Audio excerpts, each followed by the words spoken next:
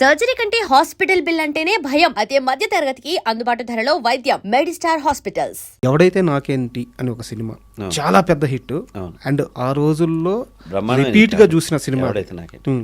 అయితే ఆ సినిమా వల్ల మానసిక క్షోభ అనుభవించాడు వి సముద్ర. మానసిక క్షోభ అనిపించలేదు కానీ ప్రాబ్లమ్స్ ఫేస్ చేశాను.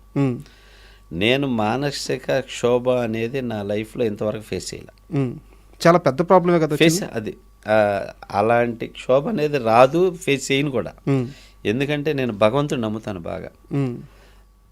ఏదైనా ప్రాబ్లం వస్తే చక్కగా నిద్రపోతాను. ఫస్ట్ నిద్ర పట్టుద్దా? మా వాళ్ళు అందరూ అదే అంటారు, మా ఆవిడ నువ్వు ఇంత ప్రాబ్లం పెట్టుకుని ఎట్లా నిద్రపోతున్నావు, నువ్వు నీకు నిద్ర ఎలా వస్తుందని. ఏమి పెట్టుకుని వదిలేస్తాను అంతే. అట్లా అనమాట. అందువల్ల నేను క్షోభకు గురైన సిచ్యువేషన్ నాకు ఏదీ లేదు. ఏం సార్ ఆ సినిమాకి వచ్చిన సమస్య? అయితే ఏంటంటే ఆ సినిమాకి ఏంటంటే సింహరాశి 2001 మధ్యలో రాజశేఖర్ నాతో సినిమాలు చేయాలని చెప్పేసి ఆ కథని ఈ కథని అన్నీ చెప్పి పంపించేవాడు. నాకు ఈ కథ నచ్చలా నేను చేయను, ఈ కథ నచ్చలా ఇది చేయను, ఇది నచ్చలా ఇది చేయను అని 5 సంవత్సరాలు 5 సినిమాలు రిజెక్ట్ చేశాను నేనే యాజ్ ఏ డైరెక్టర్గా. అవన్నీ నీకు హిట్ ఇచ్చాననే ఓవర్ కాన్ఫిడెన్స్ ఎక్కువైపోయింది, నువ్వు నాకంటే పెద్ద ఇదా, నేను ఇంత హీరో అంటుండేవాడు. సార్ నాకు అలాంటివి ఏమీ లేవు సార్, అలా అనుకోకండి దయచేసి అనేవాడు. హిట్ చేసి చూపిస్తా అనేవాడు. ఇలా అన్నీ ఫ్లాప్ అయ్యాయి.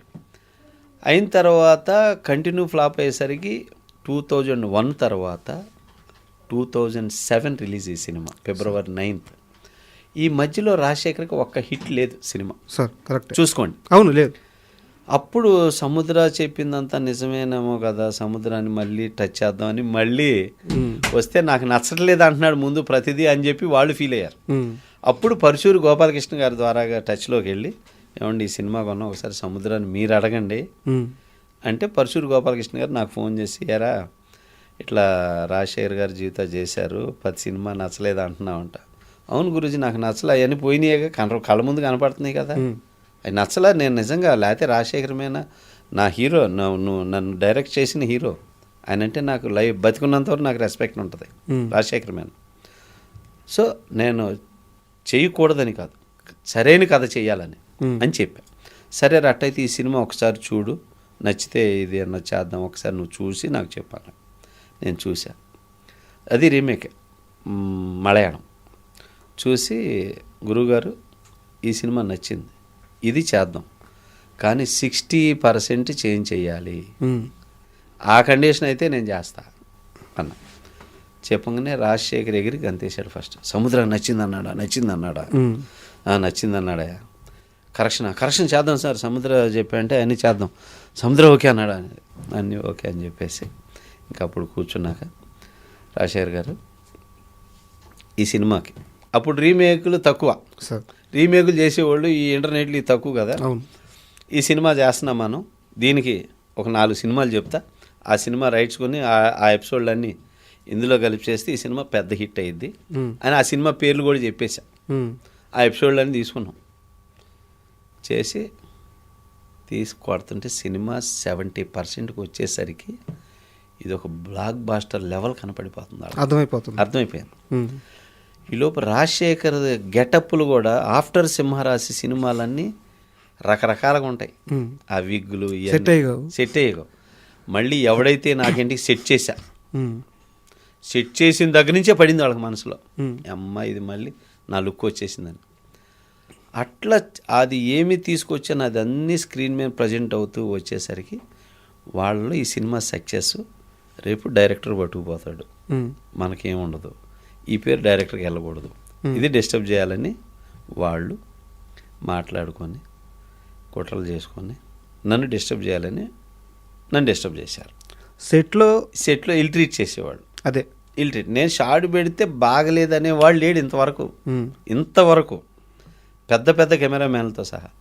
రాజశేఖర్ గారు కూడా ఏమి షార్ట్ పెట్టావు సముద్ర అనేవాడు రాజశేఖర్. ఈ రైటర్లో కూడా కొంతమంది దొంగ రైటర్లు ఉన్నారు, ఎక్కేసే రైటర్లు.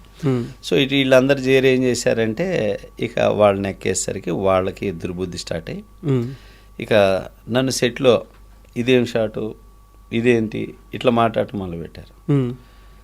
నాకు అర్థమైపోయింది, మ్యాటర్ అర్థమైపోతుంది.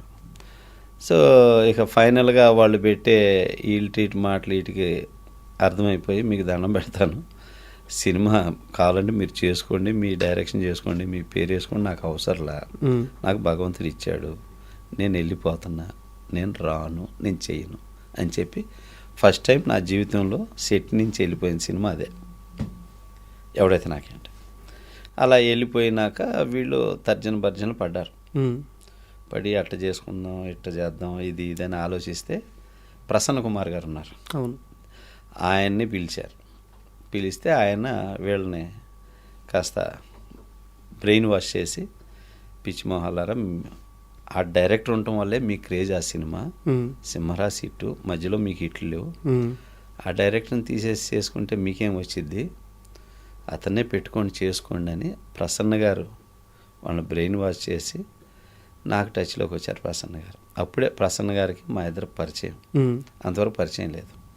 ఇక అట్లా కలిసి ఇక మళ్ళీ పిలిచి వీళ్ళు అట్టగా సముద్ర ఇది జరిగిపోయింది అది ఇది అని చెప్పి మాట్లాడి మళ్ళీ వాళ్ళే పిలిచి ఇది చేస్తే ఇక అప్పుడు చేశాను. టైటిల్ కార్డు ఎలా పడుతుంది? చేశాక అలా చేశాక లాస్ట్లో మళ్ళీ వాళ్ళ దుర్బుద్ధి చూపించారు.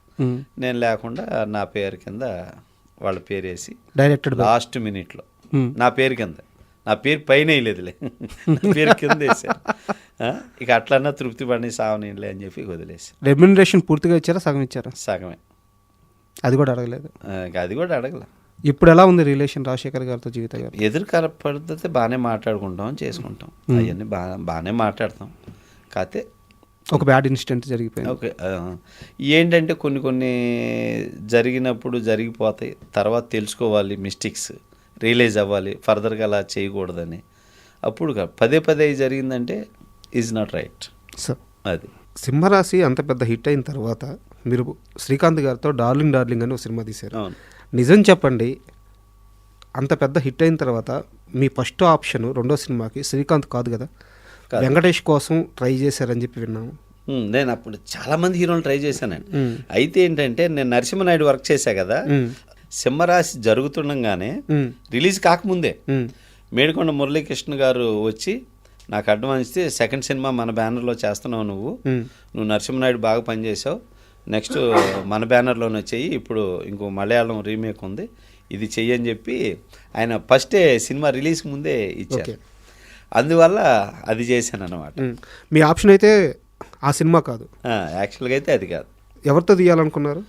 అంటే తీయాలనుకునేది సబ్జెక్ట్ అనేది నేను ఫిక్స్ చేసుకోవాలి, అప్పటికి ఫిక్స్ చేసుకోవాలి. నేను ఇక ఏంటంటే నా కథను చేయాలని, నా కథలు నేను ఇంతవరకు చేయలే ఆ కథ. And for more videos, please subscribe to iDream. Please subscribe to iDream. Please subscribe iDream. And please subscribe to iDream.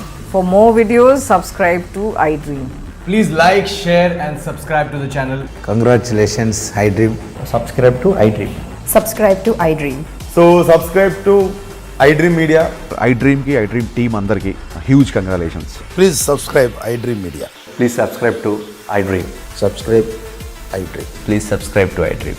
iDream అంటే నా కళల ఛానల్ సబ్స్క్రైబ్ చేసుకున్న నోరు తిరుగుతలేదు, మీరైతే గంట గుర్తు కొట్టండి. For more such videos, please subscribe to iDream.